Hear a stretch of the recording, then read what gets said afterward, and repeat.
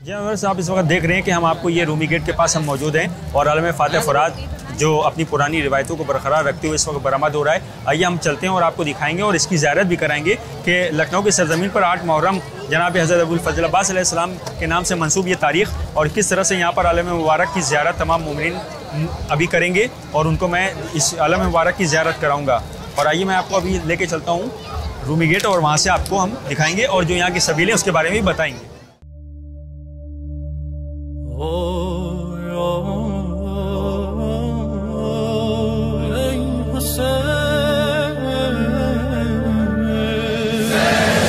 آسمان حرم سار اللہ ای علمدار ابا عبداللہ بسم اللہ۔ در حسین پر ملتے ہیں ہر خیال کے لوگ، یہ اتحاد کا مرکز ہے آدمی کے لیے۔ یہ حقیقت ہے کہ کربلا دنیا بھر کے انسانوں کے لیے اتحاد کا مرکز ہے۔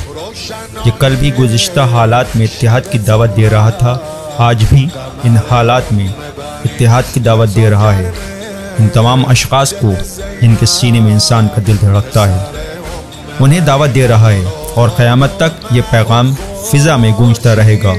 شاہ کربلا، سلطان مشرقین، شہنشاہ مدینہ، شاہ دین، شاہ زمن، سردار دو عالم، سرور کونین، شہید کربلا، مظلوم کربلا، غریب نینوا، سبط رسول، فرزند نبی، ابن علی، ابن فاطمہ، شبیر، سرور حضرت امام حسین علیہ السلام کی قربانی کو یاد کرنے کے لیے یہ اہتمام کیا جاتا ہے ہر سال محرم میں، اور ہر طرف نور ہی نور نظر آتا ہے۔ مومن پیغمبر آل اللہ ای مؤذن ابا عبداللہ بسم اللہ۔ حضرت ابوالفضل العباس علیہ السلام لشکر حسینی کے علمدار، فنون جنگ کے زبردست ماہر، نہایت دلیر، بڑے قد آور اور باروب جوان، وفا شعاری کا مکمل مجسمہ، آپ کے روب جلال سے دشمن کانپ جاتا تھا۔ یہ ہیبت حضرت ابوالفضل العباس علیہ السلام میں موجود۔ حضرت ابوالفضل العباس علیہ السلام مختلف القاب کے حامل تھے، جس میں ہر لقب اپنی حیثیت سے فضیلت و شرف کا باعث ہے۔ خود آپ کا اسم گرامی حضرت عباس علیہ السلام، جس کے معنی جنگل کے شیر کے ہیں۔ جنگ کے میدان میں آپ کو شیر غضبناک سے تعبیر کیا جاتا ہے۔ آپ کو ابوالفضل اس وجہ سے کہتے ہیں کہ آپ بہت سی فضیلتوں کے حامل تھے۔ آپ کے بیٹے کا نام نامی فضل تھا۔ آپ کو ابوالقربہ اس وجہ سے کہتے ہیں کہ بچپن سے ہی آپ سقائی کرتے تھے۔ کلمہ قربہ بروزن زندہ بمانے مشق کے ہیں۔ آپ کو قمر بنی ہاشم اس لیے کہتے ہیں کیونکہ آپ کی صورت تاریک رات میں مثل چاند کی چمکتی تھی۔ آپ کا چہرہ دلکش اور نورانی تھا۔ باب الحوائج حضرت ابوالفضل العباس علیہ السلام ہمیشہ امام حسین علیہ السلام کے ساتھ رہے۔ تمام امور زندگی اور معاملات میں حضرت ابوالفضل العباس علیہ السلام کے توسل سے طے کیے جاتے تھے۔ ضرورت مند لوگ حضرت کی خدمت میں اپنی حاجتیں پیش کرتے تھے، اس لیے آپ کو باب الحوائج اور باب الحسین کہتے ہیں۔ 10 محرم کی صبح سے جس وقت دشمن کا حملہ شروع ہوا، حضرت عباس علیہ السلام پرچم حسینی کی نہایت سرگرمی سے حفاظت کرتے رہے۔ آپ نے پرچم کی حفاظت کرنے میں بہادری و جانبازی ثابت کر دی اور اپنی قربانی پیش کر دی، اور امام حسین علیہ السلام کی فتح ہوئی۔ ہر سال محرم میں علمدار کربلا کا علم مبارک بڑی شان سے اٹھایا جاتا ہے۔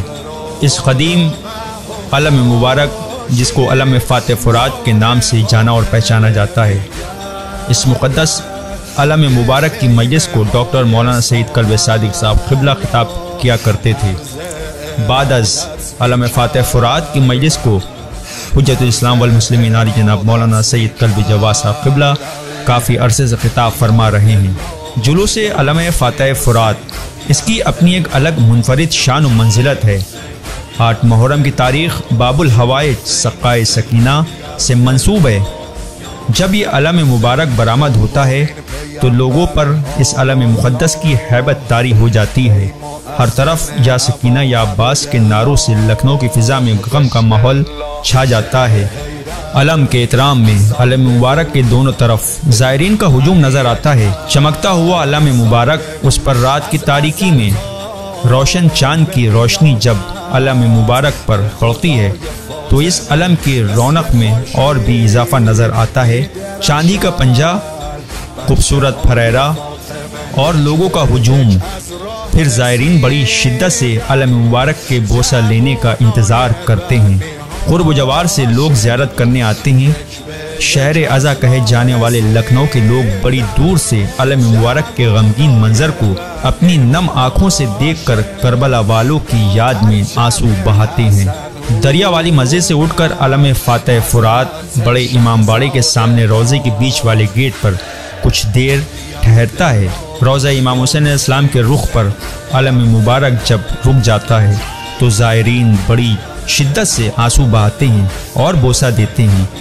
رومی گیٹ سے نکل کر اپنی منزل طے کرتا ہوا آگے روانہ ہوتا ہے۔ راستے میں دونوں طرف زائرین کے لیے سبیلوں پر کھانے پینے کی چیزیں تقسیم کی جاتی ہیں۔ عزادار سب کو تبرک تقسیم کرتے ہیں۔ جلوس میں غیر مسلم ہندو بھائی ہمارے اہل سنت حضرات بھی زیارت کا شرف حاصل کرتے ہیں۔ دیر رات علم فاتح فرات اپنا طویل راستہ طے کرتا ہوا امام باڑہ حضرت غفران مآب علیہ الرحمہ میں اختتام پذیر ہوتا ہے۔ انجمن رضاکاران حسین اور مومنین اپنا اہم کردار ادا کرتے ہیں۔ اس علم مبارک کی تاریخ کے سلسلے سے ہم نے حجت الاسلام والمسلمین علی جناب مولانا سید کلب جواد صاحب قبلہ نقوی سے بات کی کہ اس علم مبارک کی تاریخ کیا ہے اور اس پر آپ کچھ روشنی ڈالیں۔ علم فاتح فرات کی ہسٹری پر کیا گفتگو کی، آئیے سنتے ہیں انہی کی زبانی۔ جناب السلام علیکم، آپ کا استقبال ہے ہمارے اس پروگرام میں۔ جیسا کہ یہ پروگرام علم فاتح فرات کے سلسلے سے ہم لوگ ایک ڈاکومنٹری بنا رہے ہیں جس میں علم فاتح فرات کی جو تاریخ ہے ہم چاہیں گے کہ اس پر بھی آپ روشنی ڈالیں کہ وہ انتہائی اہم ہے، تو ہم چاہیں گے کہ اس کے سلسلے سے بھی آپ تھوڑا سا گفتگو کریں۔ اعوذ باللہ من الشیطان الرجیم، بسم اللہ الرحمن الرحیم۔ دیکھیے علم فاتح فرات جو یہاں دریا والی مسجد سے اٹھ کر حسینیہ فراماب تک آتا ہے، بہت ہی قدیم ہے اور میری پیدائش سے پہلے سے ہی اٹھ رہا ہے۔ تو اب ظاہر بالکل میری آنکھوں دیکھی بات تو ہے نہیں، جو بزرگوں سے سنا ہے وہی میں عرض کر سکتا ہوں کہ ایک تو روایت سلسلے میں یہ ہے کہ کچھ ہمارے ہی خاندان کے جوان وہاں پر اس طرح سے گزر رہے تھے، انہوں نے سوچا ذہن کہ یہاں کے اوپر کوئی علم اٹھایا جائے، اور اس کے بعد وہ انہیں نے پھر اس کا پروگرام بنایا اس کا۔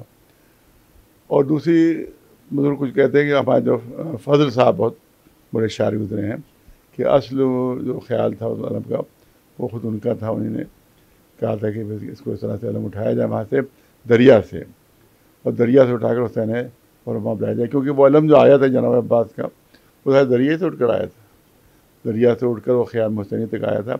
تو چاہتا کہ بالکل وہ یادگار ویسی ہو جائے کہ جیسے کربلا کی یادگار تھی کہ وہاں امام حسین جناب عباس کی شہادت دریا کنارے ہوئی تھی اور کی لاش اٹھ نہیں سکی تھی۔ وہ ایک تو وصیت بھی ان کی تھی کہ میری لاش نہ رہ جائیے گا، دوسری بات یہ بتائی جاتی کہ اتنا زیادہ وہ ان کے جسم کے ٹکڑے الگ الگ تھے جس کی وجہ سے وہ لاش اٹھ بھی نہیں پا رہی تھی، لہٰذا امام حسین خالی علم لے کر وہاں سے آئے تھے، اور اس کے بعد وہ علم جو ہے وہ اہل حرم تک آیا تھا، اس کے بعد وہاں ماتم ہوا تھا، مجلس ہوئی تھی، پورا وہ واقعہ جو کربلا کا ہے وہ آپ حضرات سنتے رہتے ہیں۔ تو یہ طے ہوا کہ بھائی وہاں سے علم اٹھایا جائے، بالکل ایک نئی چیز تھی بالکل، اور واقعی کربلا کے واقعے کے مطابق ہی بات تھی۔ تو بہت مقبولیت اس کو حاصل ہوئی، بہت مقبولیت حاصل ہوئی شروع سے، کہ ایک تو فضل صاحب نے اس کا دیا تھا نظریہ، اور نام تو خیر یہ ہے کہ انہی نے رکھا تھا، علم فاتح فرات یہ جناب فضل صاحب کا نام رکھا ہوا ہے، انہی نے اس کا نام رکھا تھا علم فاتح فرات۔ اس لیے اس پہ جو سب سے پہلے ہمارے چیزہ مولانا کلب ثانی صاحب نے ذاکری شروع کی تھی، اور سب سے پہلی مجلس انہی نے پڑھی تھی۔ اور دوسری روایت یہ ہے کہ جب اعلان ہو گیا اس کا اس علم کا، تو یہ دوسری روایت کے تحت جب اعلان ہو گیا تو پولیس نے اجازت نہیں دی تھی اس کی کہ بھائی نیا جلوس ہم کوئی اس کی اجازت نہیں دیں گے۔ تو اتفاق ایسا ہوا کہ شدید بارش ہونے لگی، بہت تیز طوفانی بارش، بہت تیز بارش، سارے نوجوان اسی بارش میں جب وہاں پہنچ گئے، یا پولیس کا کوئی نام و نشان بھی نہیں تھا، اتنا ایسا طوفان تھا ایسی بارش تھی کہ پولیس والے بھی اپنی ڈیوٹیاں چھوڑ کے وہاں سے نکل چکے تھے. تو اسی عالم میں شدید برسات میں پورا علم اٹھ کر آ گیا. جب اٹھ کے آ گیا تو ریکارڈ میں درج ہو گیا. اس کے بعد سے یہ علم اٹھنے لگا اور اس کے بعد کا نام رکھا جیسے کہ جناب فضل صاحب نے ہمارے جو بہت ہی قریبی عزیزوں میں وہ تھے اور بہت بڑے شاعر تھے, آج بھی نوحے ان کے پڑھے جاتے ہیں, آج بھی بہت مقبول ان کے نوحے ہیں. تو انہیں نے اس کا نام علم فاتح فرات رکھا تھا. اسی وجہ سے ہمارے چراغ مساجد صاحب کے ساتھ ذاکر فاتح فرات ہمیشہ لگا رہا. تو یہ ذاکر فاتح فرات اسی لیے لگتا تھا کہ سب سے پہلی مجلس انہیں نے ہی علم فاتح فرات کی پڑھی. اس کے بعد پاکستان جب تشریف جانے لگے تو پھر میرے والد مولانا صاحب اس مجلس کو پڑھنے لگے اور انہوں نے اس مجلس کو پڑھا اپنی آخری زندگی کے آخری لمحوں تک.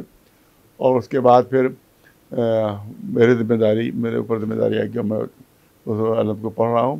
اور اس میں جو پابندی لگ گئی تھی تو یہاں پر یہ علم جو تھا نہیں اٹھ رہا تھا.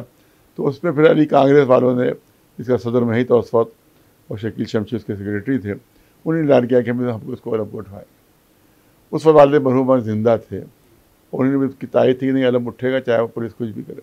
تو بہت زبردست لاٹھی چارج ہوا تھا یہاں پر, بہت بھیانک لاٹھی چارج ہوا تھا اور 2 شیعہ اس میں جل کر مر گئے تھے. 2 شیعہ جو تھے اس میں جل کر مر گئے تھے وہ, اور وہ مشالے لیے ہوئے تھے, وہ لوگ مشالے لیے تھے خود, وہ لوگ جو مرے ہیں وہ مشالے لیے تھے. تو جب لاٹھی چارج ہوا تو شاید وہ مشال ان پر گر گئی ہے, کیا ہوا ان پر, یا پولیس نے کوئی ظلم زیادتی کی کچھ کیا, کیونکہ وہ تب وہاں اندھیرا تو تھا وہ بالکل, اور وہ لوگ جو تھے افراتفری کا عالم تھا. تو بعد میں پتہ چلا 2 آدمی جو ہے بالکل شدید جل چکے ہیں. پھر ان کو اسپتال پہنچایا گیا, پھر اسپتال میں ان کا انتقال ہو گیا وہاں پر. تو یہ بہت بڑی قربانی اس علم کے لیے دی گئی ہے. اور الحمدللہ آج میں سمجھتا ہوں کہ یہ جلوس و مجمع کے لحاظ سے اس کا کوئی جواب نہیں. ابھی جو ڈرون سے تصویر لی گئی ہے تو اس میں اندازہ تھا کہ 2-2.5 لاکھ کا مجمع اس میں اس علم میں ماشاء اللہ تھا. 2.5 لاکھ جو عام طور سے ہندوستان میں اتنی جلوسوں میں اتنا مجمع نہیں ہوا کرتا ایک جگہ پر. دیکھیے ایک تو ہوتا ہے کہ انجمنیں اٹھ رہی ہیں اور سلسلہ یہاں سے وہاں تک 5 میل تک پھیلا ہوا ہے, بیچ بیچ میں گیپ بھی ہے, اور تو اس میں تھوڑا سا مجمع زیادہ ہوتا ہو, لیکن ایک ساتھ پورا مجمع مرتب کرتا ہوا چلے, ایک ساتھ بالکل ایک ساتھ, اور ایک ڈال پورا یہاں سے وہاں تک, یہ ایک ہی جلوس ایسا ہے. ورنہ اور ہو سکتا ہے کہ کراچی میں اس سے بڑا ہو سکتا ہے, بابا جی زیادہ ہے, اس سے بڑا جلوس نکلتا ہو وہاں کے اوپر, اور وہ انجمنیں میلوں پھیلی رہتی ہیں یہاں پر, بمبئی بھی بہت بڑا. لیکن ہم وہ کہیں کہ ایک ساتھ ماتم کرتا ہوا جو ہے وہ جلوس, یہ ایک ہی جلوس ہے جس میں 2-2.5 لاکھ کا مجمع ہوتا ہے اور سب ایک ساتھ ماتم کرتے ہوئے چلتے ہیں. تو یہ خصوصیت اس جلوس کی یہ ہے. اور بچپن سے ہم لوگ اس میں شریک ہوتے چلے آ رہے ہیں. ہم لوگ بھی ماتم کرتے وہاں سے یہاں تک آتے تھے. کئی مرتبہ ایسا ہوا کہ شدید بارش ہوئی, اسی میں جاڑوں کا موسم تھا اور بہت تیز بارش ہو رہی تھی. اس میں بھی سب لوگ ہم لوگ بہت چھوٹے تھے اس وقت, اس میں 10-12 برس کا سن ہو گیا, لیکن اسی طرح بھیگتے ہوئے سب کے سب پہنچے. اور وہاں پر جبکہ بہت شدید جاڑے بھی تھے اور بارش بھی ہو رہی تھی, لیکن اللہ کا شکر ہے کسی کو کچھ بھی ہلکی سی کھانسی بھی نہیں ہوئی, کسی کو حرکت نزلہ بھی کسی کو نہیں ہوا. یہ جناب عباس کے علم کی برکت رہی.